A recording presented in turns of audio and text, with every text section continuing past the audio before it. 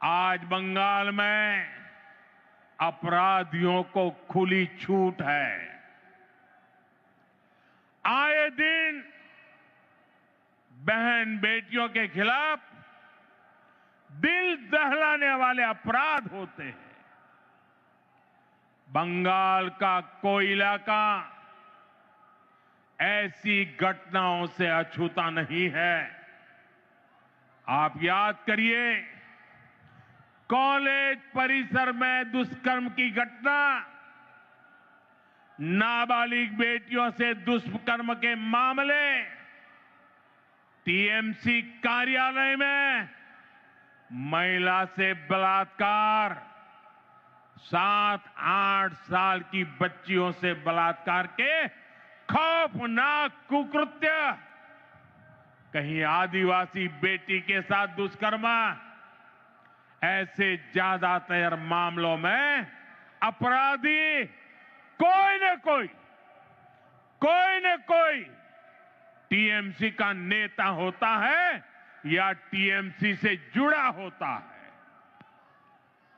साथियों, यहां निर्मम सरकार खुलेआम बलात्कारियों को संरक्षण देती है। अपराधियों को बचाने की पूरी कोशिश की जाती है। आप मुझे बताइए, अपराधियों को बचाया जाता कि नहीं बचाया जाता? बलात्कारियों को बचाया जाता कि नहीं बचाया जाता? संदेश खाली की वो तस्वीरें और टीएमसी का रवैया, आरजीकर अस्पताल की उस बेटी के साथ हुई दरिंदगी, बंगाल के लोग भूले नहीं हैं। टीएमसी कैसे खुलेआम अपराधियों के साथ खड़ी नजर आती थी। साथियों, इसी मानसिकता का परिणाम है आज महिलाओं के खिलाफ एसिड अटैक जैसे घिनौने अपराध इतने ज्यादा मात्रा में पश्चिम बंगाल में हो रहे हैं। जो बंगाल एक समय देश का सबसे प्रगतिशील राज्य होता था, आज वहां शाम होते ही माएं बेटियों को फोन करके कहती है, बाड़ी फिरे ऐशो सौंदे न माराइए। शक्ति की पूजा करने वाले बंगाल को ऐसे हालात मंजूर नहीं होंगे। मैं बंगाल की मेरी माताओं बहनों को भरोसा दिलाता हूं, आप भाजपा को, बीजेपी को अपना आशीर्वाद दीजिए। बीजेपी सरकार में महिलाएं सुरक्षित होगी और अपराधी जेल में होंगे, और ये मोदी की गारंटी है।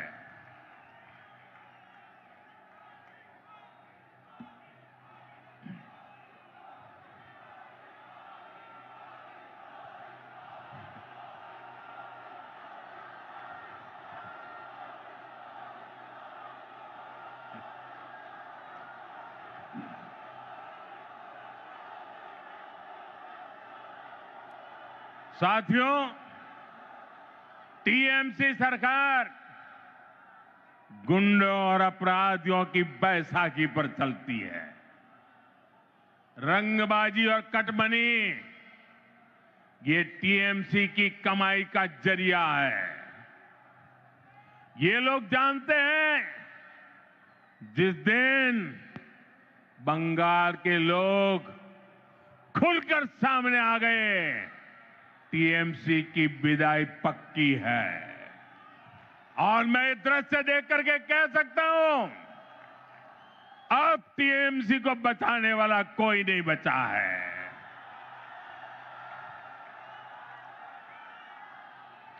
इसलिए ये बंगाल के आप लोगों को डरा धमका कर रखना चाहते हैं। इसके लिए टीएमसी वाले माफिया गिरोहों को पालते हैं। ये कट्टरपंथियों को संरक्षण देते हैं और ऐसे गिरोहों की ताकत बढ़ाने के लिए घुसपैठियों को बुलाते हैं, घुसपैठियों को।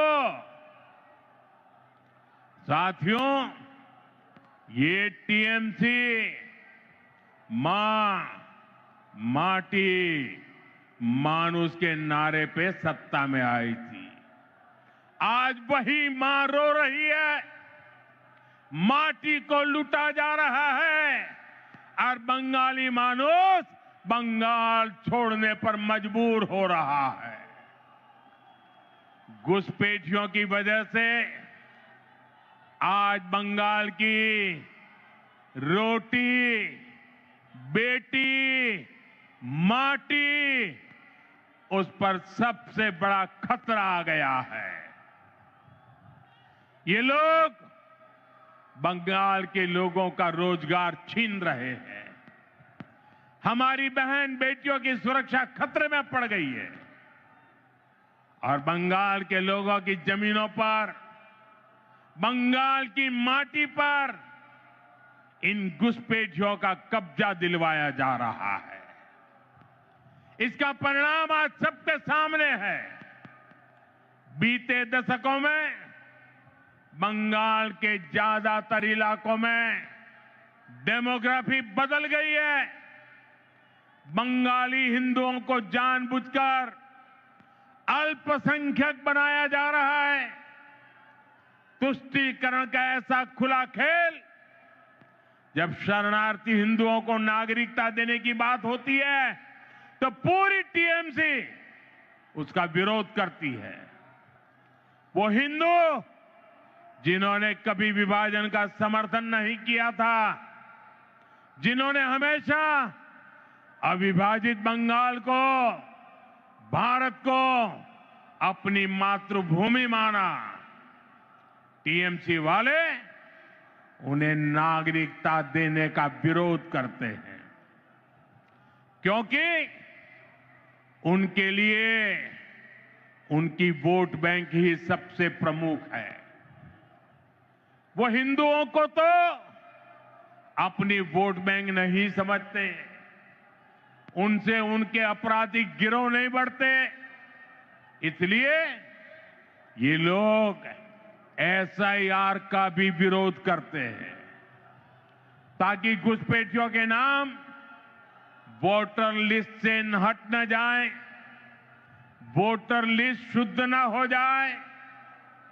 और ये तो ऐसे लोग हैं जिनकी मृत्यु हो चुकी है, उनके भी नाम निकालने के लिए तैयार नहीं है।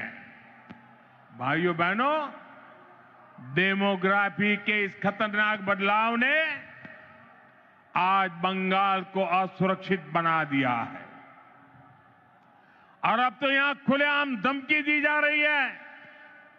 कहा जा रहा है एक खास कम्युनिटी वाले मिलकर आप लोगों को खत्म कर देंगे। संविधान की कुर्सी पर बैठकर ऐसी धमकी, करोड़ों बंगाली लोगों को खत्म करने की बात आपके मुंह में शोभा नहीं देती है। मैं पूछना चाहता हूं, वो कौन लोग हैं जो टीएमसी सरकार के इशारों पर करोड़ों लोगों को खत्म कर देंगे?